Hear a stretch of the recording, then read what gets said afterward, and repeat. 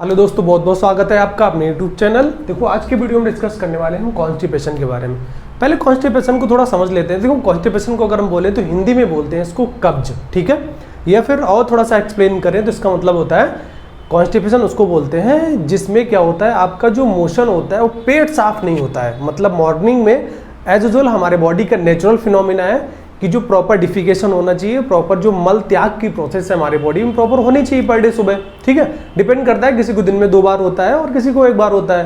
तो in general सुबह जिसका पेट आराम से साफ हो जा रहा है, किसी भी तरह की कोई डिफिकल्टीज नहीं आ रही है मोशन को पास करने में, तो उसको हम हेल्थी मानते हैं। मतलब उस पर्सन को मानते हैं कि उसके अंदर कॉन्स्टिपेशन जैसी कोई दिक्कत नहीं है।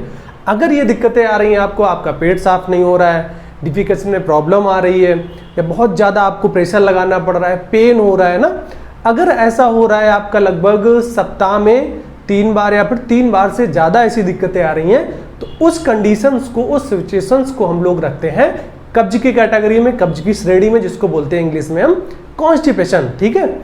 अब देखो, थोड़ा समझेंगे हम कॉन्स्टिपेशन में कौन सी दवाइयाँ यूज होती हैं, तो फार्माकोलॉजी की बेस्ड ऑन पे समझेंगे कि क्या इसका मैकेनिज्म, कैसे दवाइयाँ काम करती हैं ना। तो पहले हम डिफिनीशन की बात करें, कॉन्स्टिपेशन क्या होता है हमारा। तो when a person passes less than 3 bowel movement in week, bowel movement है मतलब इंटेस्टाइन का जो मूवमेंट है।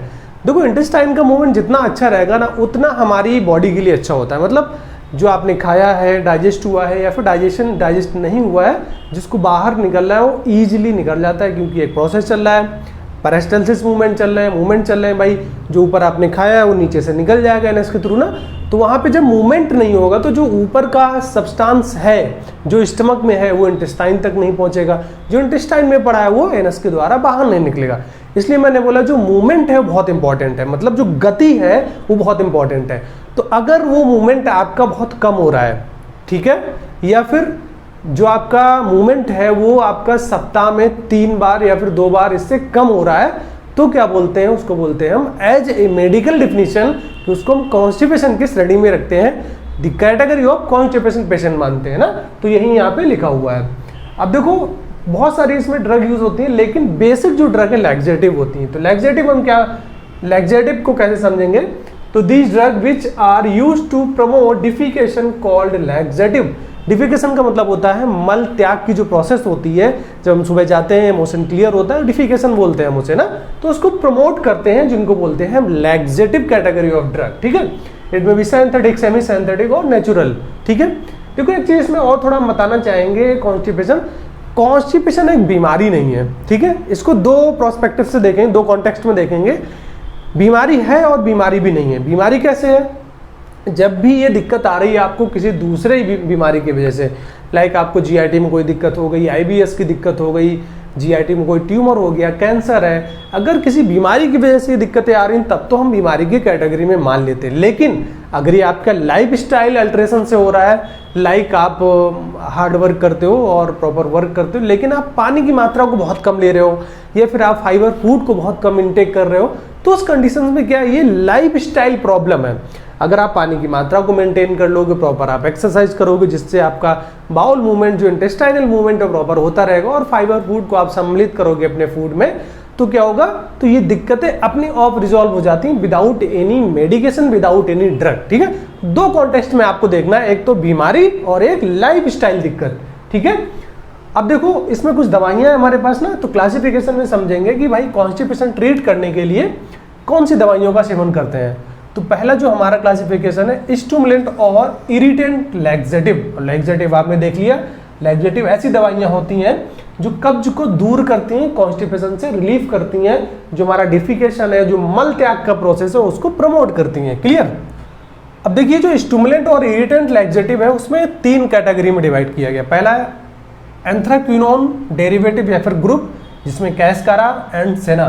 जो कास्कारा और सेना है बहुत इंपॉर्टेंट ड्रग हैं, बहुत ही सेफेस्ट हैं। इनका बहुत ज़्यादा अपना मेडिकल साइंस या फिर मेडिसिन या फिर आपका ओपन मार्केट में नॉन प्रिस्क्रिप्शन मेडिसिन में आती हैं, आप लेके परचेज करके आराम से खा सकते हो, क्योंकि इसमें कोई टॉक्सिसिटी के चांस नहीं होते हैं ज़्यादा, तो आपको प्रिस्क्रिप्शन की नीड नहीं होती है। तो जो एंथ्राक्विनोन डेरिवेटिव प्रोडक्ट हैं, ग्रुप हैं, डेरिवेटिव प्रोडक्ट है आपकी मेडिसिन से, वो बहुत इंपॉर्टेंट है to prevention of constipation. Clear. और इसमें मोस्टली आपकी नेचुरल दवाइयाँ ही आती हैं। दूसरा हमारे पास है इरिटेंट आयल्स, जो तेल होते हैं वो इरिटेशन कॉज करते हैं, लाइक आपका कैस्टर आयल। कैस्टर मतलब अरंड का तेल, जब आप छोटे रहोगे तो आपने अरंड से खेला भी होगा ना, तो उसको हम बोलते हैं कैस्टर आयल। ये थोड़ा सा टॉक्सिक भी होता है, तो बहुत कम यूज़ करते हैं इसको, बहुत ज़्यादा ये कैथार्टिक एक्टिविटीज को करता है ना, इससे बहुत दिक्कत भी हो सकती है अगर मात्रा ज़्यादा बढ़ जाए। अगर हम बात करें मिसलेनियस कैटेगरी ऑफ ड्रग की, तो फिनोप्थलीन हमारे पास होता है, बिसाकोडिल एंड सोडियम पिकोसल्फेट, ये हमारी होती है मिसलेनियस कैटेगरी ऑफ ड्रग में। अगर हम बात करें नेक्स्ट ऑस्मेटिक लैक्सेटिव, ऑस्मेटिक में मैग्नीशियम सल्फेट हमारे पास है, मिल्क ऑफ मैग्नीशिया है, मैग्नीशियम सिट्रेट है, लैक्टुलोज, ठीक है। इसके बाद है PEG मतलब पॉलीथाइलिन ग्लाइकॉल। जो थर्ड हमारे पास है बल्क लैक्सेटिव, बल्क के नाम से आपको समझ में आ रहा होगा। देखो बल्क का मतलब होता है, अभी हम थोड़ा सा मैकेनिज्म बताएंगे आपको, लेकिन समझ लीजिए बल्कनाइजेशन, जैसे कि मान लो एक आपने फॉर्म देखा होगा सोखता, ठीक है, या फिर आप मान लें किशमिश का एग्जांपल ले लेते हैं, जब भी आप पानी में डालते हो तो अपने साइज को बढ़ा देता है, स्वेल अप हो जाता है ना। या फिर हम इसबगोल को ले लें, फिर आप ऐसा कोई प्रोडक्ट ले लीजिए जो पानी में डालने के बाद स्वेल अप हो जाता है, उसको बोलते हैं बल्कनाइजेशन, ठीक है। तो ऐसे बहुत सारे प्रोडक्ट हमारे जो बल्कनाइजेशन करते हैं, बल्कीनेस को बढ़ा देते हैं वहाँ पे ना, लाइक आपका मिथाइल सेलुलोज है यहाँ पे, ठीक है, अगर इसबगोल है एंड हालिव, ये कैटेगरी हमारी बल्कनाइजेशन फॉर्म करती है। इमोलियंट लैक्सेटिव या फिर फीकल इमोलियंट, दो नाम से जानते हैं, लिक्विड पैराफिन, ठीक है। नेक्स्ट हमारा है डाइऑक्टाइल सल्फोसक्सिनेट, ये आता है हमारा इमोलियंट में। क्लोराइड चैनल एक्टिवेटर बहुत इंपॉर्टेंट है, कौन से? Chloride channel activator. इसमें कौन सा आता है? इसमें आता है लूबिप्रोस्टोन एंड ना क्लोटाइड, ठीक है, ये ड्रग हमारी आती है, वो क्लोराइड चैनल ओपनर। अब देखो बात करें जो हमारे पास 6 है, वो है हमारा म्यू, ओपियोइड रिसेप्टर है जो एंटागोनिस्ट है, तो म्यू एंटागोनिस्ट हमारे पास है नेलॉक्सिगोल, ठीक है, उसके बाद है मिथाइल नाल्ट्रेक्सोन। नेक्स्ट अगर हम बात करें, हमारी दूसरी ड्रग है प्रोकाइनेटिक। प्रोकाइनेटिक में बहुत अच्छी दवाई है हमारे पास 5-HT4 एगोनिस्ट, 5-HT के बारे में आपको पता होगा, जिसको हम बोलते हैं सेरोटोनिन, ठीक है। जो हमारी 5-HT4 एगोनिस्ट है वो हमारे पास है टेगासेरोड। तो ये कुछ दवाइयां हैं आपकी जो कॉन्स्टिपेशन को प्रिवेंट करने में यूटिलाइज करते हैं हम। अब दोस्तों हम डिस्कस करेंगे 1 by 1 जो हमारी ड्रग है इसमें कॉन्स्टिपेशन में यूज हो रही है ना। जो पहला क्लासिफिकेशन हमारे पास था वो था एंथ्राक्विनोन डेरिवेटिव या फिर एंथ्राक्विनोन ग्रुप की हमारी दवाइयाँ। इसमें मोस्टली नेचुरल्स मेडिसिन हैं आपकी, नेचुरल प्लांट्स और हर्ब्स हैं, लाइक आपका सेना एंड कास्कारा, ठीक है। अगर इसके मैकेनिज्म ऑफ एक्शन की बात करें, लाइक MOA की बात करें, तो act by stimulating of the large bowel, मतलब large intestine and also inhibiting NaCl and water absorption in colon, ठीक है। ये करता क्या है, वाटर और जो NaCl है मतलब साल्ट का एब्जॉर्प्शन को इनहिबिट कर देता है, और जो लार्ज इंटेस्टाइन है वहाँ पे स्टिमुलेशन कॉज करता है, तो जो भी फूड स्टफ्स उसमें है तो वो आगे निकल जाता है, उससे पास हो जाता है। तो ये इसका ये मैकेनिज्म है। अगर एडवर्स इफेक्ट की बात करें तो मैंने जैसे कि बताया ये प्लांट बेस्ड है, तो इसमें मोस्टली क्या होता है, ये सेफ होते हैं, नियरेस्ट सेफ होते हैं। और एक विशेष बात आपको याद रखनी, किसी भी लैक्सेटिव, परगेटिव, कैथार्टिक्स को बहुत लंबे टाइम तक यूज नहीं करना है। अब थोड़ा आपके मन में क्वेश्चन आ रहा होगा, भाई लैक्सेटिव क्या है, परगेटिव क्या है, कैथार्टिक्स क्या है। देखो एक्टिविटी की अगर बात करें तो नियरली सेम होती, लेकिन these are dose dependent. Dose dependent का मतलब है, मैंने आपको लैक्सेटिव की डिफिनीशन बताई थी, तो लैक्सेटिव हमारे क्या करते हैं, डिफिकेशन को प्रमोट करते हैं, मल त्याग की जो प्रोसेस है उसको आगे बढ़ाते हैं, मतलब हेल्प करते हैं, कॉन्स्टिपेशन से रिलीव कराते हैं। अब देखो laxative, purgative, cathartics same drug sometimes क्या होता है, वो तीनों एक्शन शो करती है, डिपेंड अपॉन कंसंट्रेशन। मतलब लाइक एग्जांपल ले लो, एक हमारे पास ड्रग A है, ठीक है, जो कि एज ए लैक्सेटिव है, कितने डोज पे, मान लो 2 mg पे है। अगर हम परगेटिव की बात करें तो सेम ड्रग में भी हो सकता है कि 3 mg या फिर 4 mg देने पे वो नेगेटिव एक्शन शो करे। अगर और डोज बढ़ा दें हम, मान लो 6 mg 7 mg कर दे, तो वही एक हमारी जो ड्रग है वो कैथार्टिक एक्शन दे दे, जो कि बहुत स्ट्रॉन्गेस्ट एक्शन होता है। तो जितने भी आपके लैक्सेटिव होते हैं तो मोस्टली क्या होता है, लेकिन समटाइम कुछ लैक्सेटिव ऐसे भी होते हैं उनकी डोज बढ़ाते चले जाइए, लेकिन वो लैक्सेटिव की तरह ही काम करते हैं ना। तो ये चीज़ आपको विशेष याद रखना है। और किसी भी लैक्सेटिव को बहुत लंबे टाइम तक न लें, क्योंकि electrolyte, water deficiency, mineral deficiency होने के चांस रहते हैं आपकी बॉडी में ना। अगर एडवर्स इफेक्ट की बात करें, नियरली सेफ है, कोई दिक्कत नहीं होती है। अगर हम बात करें आपका इरिटेंट आयल्स, लाइक आपका कैस्टर आयल है, तो नॉट रिकमेंडेड एज लैक्सेटिव। ये थोड़ा सा इसकी एक्टिविटी बहुत स्ट्रॉन्ग है, तो थोड़ी सी प्रॉब्लम होती है। ये हमारा प्लांट बेस्ड ये भी है, ठीक है, जो कैस्टर आयल है प्लांट बेस्ड है। It is hydrolysed in intestine by pancreatic lipase to glycerol and ricinoleic acid. देखो क्यूमिनस रिसिनस इसका बोटेनिकल नेम है कैस्टर ऑयल का, ठीक है। और रिसिनोइक एसिड होता है इसमें, जो कि मेजर जो फाइटोकेमिकल है, इंपॉर्टेंट रोल प्ले करता है आपका लैक्सेटिव कराने में या फिर परगेटिव का एक्शन शो करने में ना। इंटेस्टाइन में जाता है, हाइड्रोलाइज हो जाता है, किसके प्रेजेंस में होता है, पैंक्रियाटिक लाइपेज। उसके बाद चेंज हो जाता है ग्लिसरॉल एंड रिसिनोलिक एसिड, जो कि रिसिनोलिक एसिड है, मेजर फाइटोकेमिकल है फॉर प्रोवाइडिंग लैक्सेटिव और कैथार्टिक लाइक एक्शन, ठीक है। अब देखो बात करें ऑस्मैटिक लैक्सेटिव की बात करें तो इसका mechanism of action increase intestinal bulk. Intestinal bulk का मतलब ऐसे समझ लीजिए आप, लाइक आपकी ये इंटेस्टाइन है, ठीक है। अब जैसे हमने इस पर इसबगोल डाल दिया है, समझना थोड़ा सा क्या कर दिया है, इसबगोल डाल दिया है मतलब खा लिया है, तो बल्कनाइजेशन का मतलब होता है जब इसबगोल आपके इंटेस्टाइन में गया तो क्या हुआ, ये ऐसे हो गया, फूल गया, इंटेस्टाइन का ज़्यादा एरिया कवर कर लिया ना। दिस इज बल्कनाइजेशन या फिर bulking agent, act as a mechanical stimulants, ठीक है। इंटेस्टाइन में क्या करेगा, एक स्टिमुलेशन करेगा जिससे परगेशन की फीलिंग आएगी।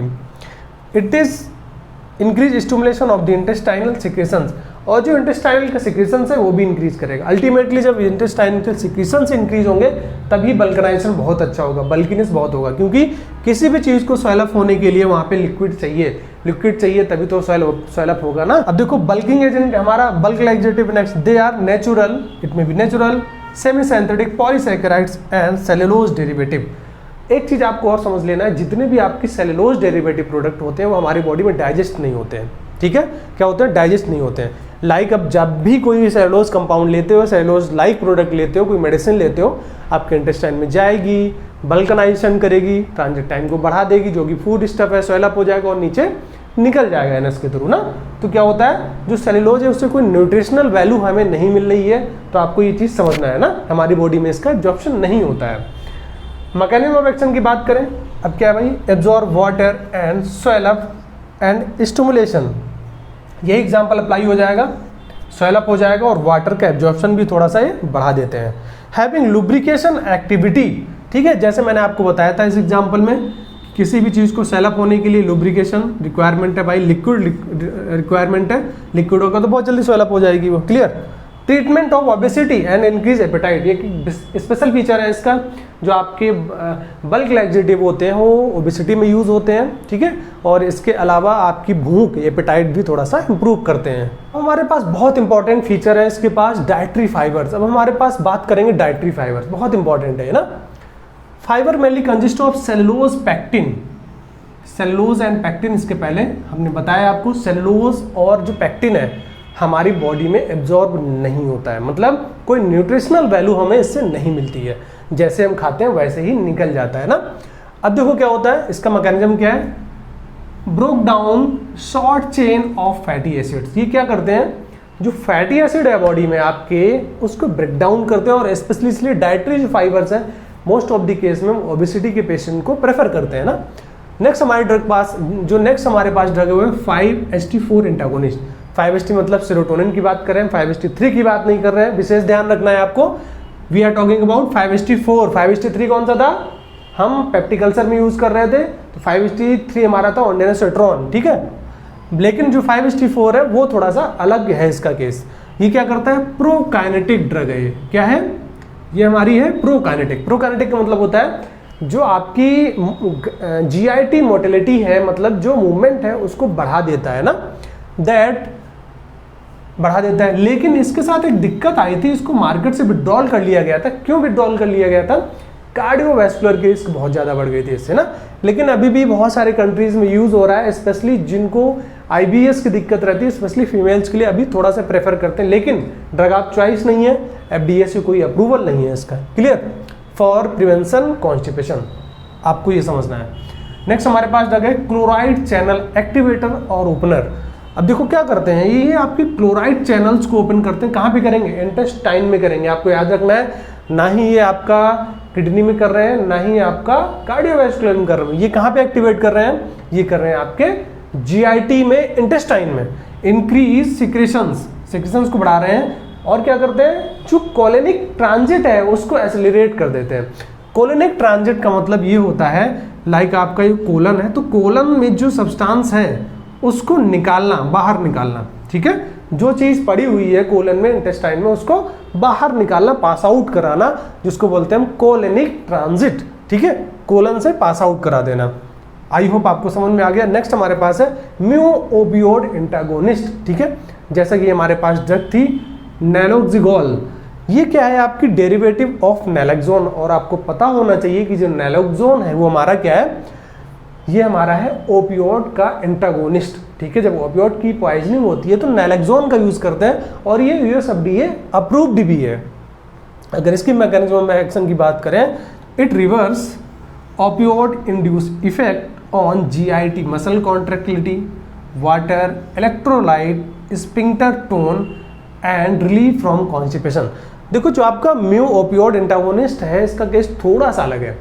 ये मोस्टली उस केस में प्रेफर करते हैं जब किसी पर्सन को ओपियोड से कॉन्स्टिपेशन हुआ है। स्पेशली देखा गया है ओपियोड से, मॉर्फिन से, कोडीन से जो लोग इसका यूज़ करते हैं उनको कॉन्स्टिपेशन जैसी दिक्कतें बहुत ज़्यादा आ जाती है ना, तो उन पेशेंट्स को स्पेशली हम क्या देते हैं mu opioid antagonist for prevention और रिलीफ ऑफ कॉन्स्टिपेशन। आपको याद रखना है, अगर आपकी नैलोक्सिगोल ड्रग की बात हो रही है तो स्पेशली हम किसको दे रहे हैं, जिनको ओपियोड इंड्यूस्ड कॉन्स्टिपेशन हुआ है, तो उन लोगों को ये प्रेफर करते हैं। अब सबसे इंपॉर्टेंट चीज़ है इंडिकेशन। अब जो इंडिकेशन है पूरी दवाओं का है, मतलब जो लैक्सेटिव है किस कंडीशंस में यूज करेंगे। जैसा कि आपको टाइटल में दिख ही रहा होगा, हम उन दवाओं को डिस्कस कर रहे हैं जो कॉन्स्टिपेशन के लिए यूज हो रही हैं, लेकिन इसके अलावा बहुत सारी ऐसी बीमारी होती हैं जहां पे हम लैक्सेटिव को यूटिलाइज करते हैं। देखो पहला आपका है फूड एंड ड्रग पॉइजनिंग। अब जो फूड एंड ड्रग पॉइजनिंग का केस है, ये केवल एप्लीकेबल है आपका ओरल में। अभी देखो ओरल के केस में क्यों इंपॉर्टेंट है, इसका मतलब ये है जैसे आपने फूड स्टफ्स लिया, कोई मेडिसिन ली या फिर कोई हर्ब्स लिया ओरल, जिसकी वजह से आपको दिक्कतें होने लगी, फूड पॉइजनिंग हो गई या फिर हर्ब्स पॉइजनिंग हो गई, तो उस केस में एप्लीकेबल है। अगर आप किसी दवा को पैरेंट्रल लेते हो, आईवी लेते हो या फिर आईएम लेते हो, तो हमारा वो जीआईटी में तो जा नहीं रहा है, स्टमक में तो जा नहीं रहा है ना, तो इसलिए जो हमारा केस है ये केवल ओरल के केस में है ना। जितने भी हम लैक्सेटिव, जितने भी कॉन्स्टिपेशन की दवाइयाँ हैं, मोस्टली 99% आपका जो है वो आपका मोस्टली ओरल ही प्रेफर करते हैं, क्योंकि ओरल बहुत ही सक्सेसिव और बहुत ही अच्छे इफेक्ट देती है, इसलिए हम ओरल के केस में प्रेफर करते हैं। और इसलिए जो पॉइंट है स्पेशली ओरल के केस में है ना, अगर आपको कोई सिस्टमिक टॉक्सिटी हुई है, सिस्टमिक पॉइजनिंग हुई है, तो ये केस एप्लीकेबल नहीं है। दूसरा है हमारा पैरासाइटिक एग्जामिनेशन, ठीक है। अब देखो इसमें क्या है हमारा समझना, पैरासाइटिक एग्जामिनेशन, जब भी हमें पैरासाइटिक एग्जामिनेशन करना पड़ता है तो क्या होता है, बल्क में स्टूल को पास कराते हैं, इसमें अच्छा सैंपल मिल जाए और एग्जैक्टली पता लग जाए क्या रियल में स्टूल के अंदर कोई हमारा पैरासाइट है या फिर कोई और माइक्रोऑर्गेनिज्म है, तो बहुत आसानी से हम आइडेंटिफाई कर लेते हैं। तीसरा केस आपको पता ही है बहुत अच्छे से भाई, कब्ज के केस में यूज करते हैं, कॉन्स्टिपेशन के केस में यूज करते हैं। चौथा भी आपको पता है इरिटेबल बाउल सिंड्रोम, ठीक है, इस केस में यूज करते हैं। पांचवा भी इंपॉर्टेंट है हमारा ओबेसिटी। बहुत ओबेसिटी का केस है तो बहुत सारी हमारे पास मेडिसिन है, हर्ब्स हैं जो ओबेसिटी के केस में बहुत अच्छा रोल प्ले करती हैं और उनकी लैक्सेटिव एक्टिविटी होती है, लिपोलाइसिस एक्टिविटी होती है, और जो हमारा लिपिड कंटेंट है उसको ब्रेक डाउन करते हैं, फैटी एसिड्स को ब्रेक डाउन करते हैं, तो इसके लिए वो बहुत ज़्यादा इफेक्टिव मानी जाती है ओबेसिटी में, ठीक है। लेकिन ड्रग आप चॉइस नहीं है, वो ओबेसिटी के सिम्टोमेटिक रिलीफ के लिए यूज़ हो रही है, प्रिवेंशन के लिए यूज़ हो रही है। अगर किसी पर्सन को मान लो ओबीज है और उसको रेगुलर कॉन्स्टिपेशन की दिक्कत आ रही है, तो उस केस में हम उनको यूटिलाइज कर सकते हैं। दोस्तों आई होप आपको वीडियो अच्छा लगा होगा, शेयर करिए, सब्सक्राइब करिए, बहुत बहुत धन्यवाद।